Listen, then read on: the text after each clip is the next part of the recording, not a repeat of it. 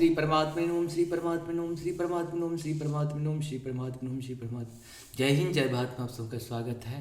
मैं रामनीश आपसे निवेदन करता हूँ कि सब्सक्राइब करें, लाइक करें, शेयर करें। सत्य के साथ, सनातन के साथ, धर्म के साथ, विचार के साथ, बुद्धि के साथ, विश्वास के साथ, परंपरा के साथ, विरासत के साथ, अपनों के साथ, राष्ट्र के साथ, दुनिया के साथ, समुद्र के साथ, जल के साथ, वायु के साथ, अग्नि के साथ हम लोग खड़े थे, खड़े हैं और खड़े रहेंगे। हम रहें या ना रहें, राष्ट्र रहनी चाहिए। हम रहें या ना रहें, सत्य रहनी चाहिए। हम रहें या ना रहें, सनातन रहनी चाहिए। हम रहें या ना रहें, धर्म रहनी चाहिए। हम रहें या ना रहें, धरा रहनी चाहिए। हम रहें या ना रहें, आसमान रहनी चाहिए। हम रहें या ना रहें, सूर्य रहनी चाहिए। हम रहें या ना रहें, चंद्रमा रहनी चाहिए। पहले भी आप सभी जानते होंगे कि राक्षस लोग, दानव लोग स्वर्ग पे आक्रमण कर देते थे, स्वर्ग को जीत लेते थे।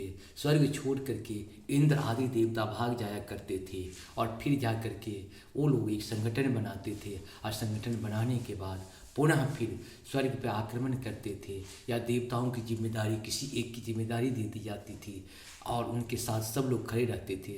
जैसे राम हनुमान जी की सेना बना करके दानव राक्षसों का अंत किया था, कृष्ण ने ग्वाल बालों की सेना बना करके और परम शक्ति 16 कला ले करके दानवों का, कंस जैसे लोगों का अंत किया।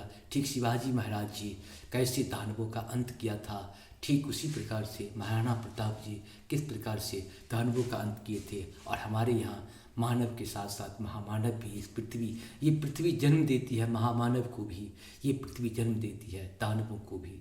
लेकिन हमें किधर जाना है? हमें सत्य की तरफ जाना है या सत्य की तरफ, ज्ञान की तरफ जाना है या अज्ञान की तरफ, प्रकाश की तरफ जाना है या अंधकार की तरफ, ये हमें खुद डिसाइड करना पड़ेगा।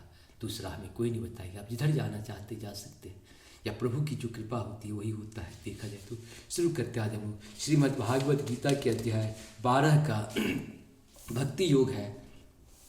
इसमें हम लोग 1 श्लोक से 5 श्लोक तक पहले संस्कृत में, बाद में इसका हिंदी अनुवाद सुनेंगे।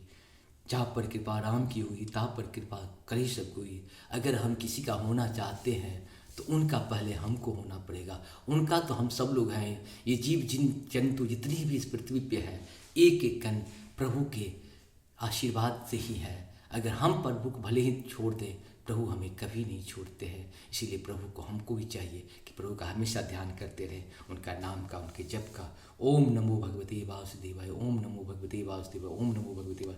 शुरू करते हैं भक्ति योग।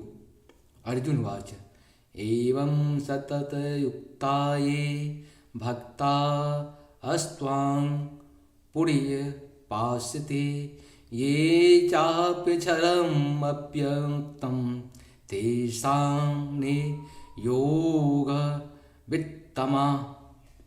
अर्थात अर्जुन ने पूछा, जो आपकी सेवा में सदैव तत्पर रहते हैं या जो अव्यक्त निर्विशेष ब्रह्म की पूजा करते हैं, इन दोनों में से किसे अधिक पूर्ण सिद्ध माना जाए।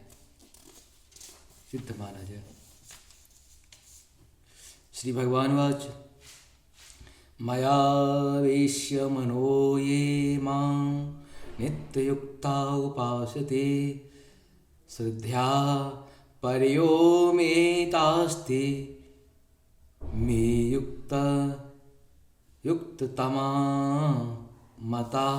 अर्थात श्री भगवान ने कहा, जो लोग अपने मन को मेरे साकार रूप में एकाग्र करते हैं और अत्यंत श्रद्धापूर्वक मेरी पूजा करने में सदैव लगे रहते हैं, वे मेरे द्वारा परम सिद्ध माने जाते हैं।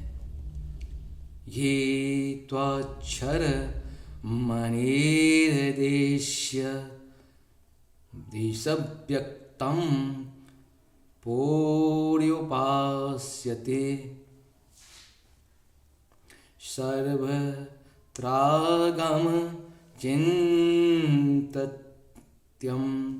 चौकूटस्थलं चलं ध्रुवं सुनीयन्यम्येन्द्रिय ग्रामं सर्वत्र समबुद्धया ते प्रवन्ति मामेव सर्वभूतहिते रताः। अर्थात लेकिन जो लोग अपनी इंद्रियों को वश में करके तथा सबों के प्रति समभाव रख के परम सत्य की निराकार कल्पना के अंतर्गत उस अव्यक्त की पूरी तरह से पूजा करते हैं, जो इंद्रियों की अनुभूति की परे हैं, सर्वव्यापी हैं, अकल्पनीय हैं, अपरिवर्तनीय हैं, अचल तथा ध्रुव हैं, वे समस्त लोगों के कल्याण में संलग्न रहकर अनंततः मुझे प्राप्त करते हैं। कलेशो अधिक तर अस्ते सामप्यता सक्तचेतसाम् अव्यक्ताहिं गतिर्दुःखं देहवधिर्वाप्यते। अर्थात जिन लोगों ने मन परमेश्वर के अव्यक्त निराकार स्वरूप के प्रति आसक्त है, उनके लिए प्रगति कर पाना अत्यंत कष्टप्रद है। देहधारियों के लिए उस क्षेत्र में प्रगति कर पाना सदैव दुष्कर होता है। इस प्रकार से हम लोग का ये दुआ 5 तक श्लोक 5 तक पूर्ण हुआ। आप सबको सत सत नमन। जय श्री हरि, जय श्री हरि, जय श्री हरि। नारायण शिव हरि।